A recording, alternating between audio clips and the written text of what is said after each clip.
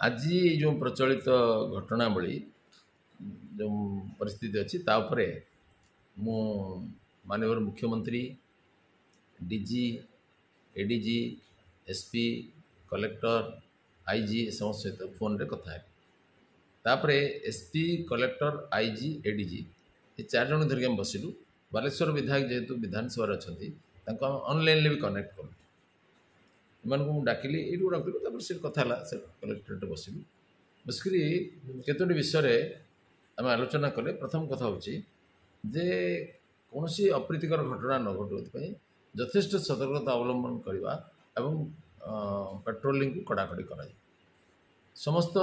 धार्मिक स्थल और संवेदनशील अंचल पेट्रोलिंग अधिक जोरदार कर द्वितीय जे लोक मान जीवन यात्रा बड़ अस्वाभाविक हो जाइए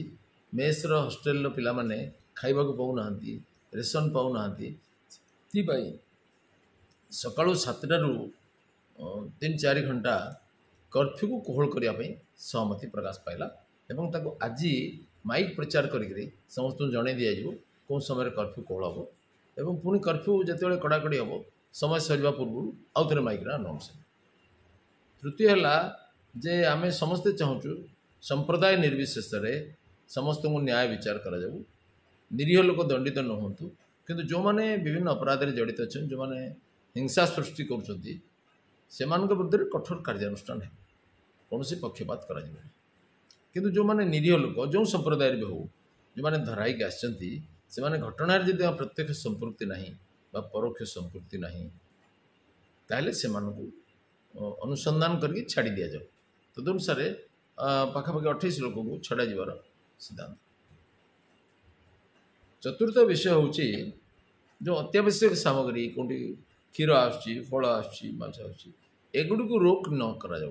एगुड़ को आसिले लोक मैंने चलिए कि ଖିଆପିଆ करेंगे तेणु एगुड़ को जीवाक दि जाए। पंचम कथा इंटरनेट सेवा पुणी थे चालू करने व्यवस्था करा जाओ एवं ए विषय होम डिपार्टमेंट को अनुमति मगा जाइए सेठू अनुमति आसवा पर कार्यानुष्ठान कर बाकी समग्र सबू संप्रदाय लोक मान आम मैंने शांति बजाय रखापी आह्वान करवा ए परिस्थिति रहा सब मिलमिशिक कि शांति बजाय रही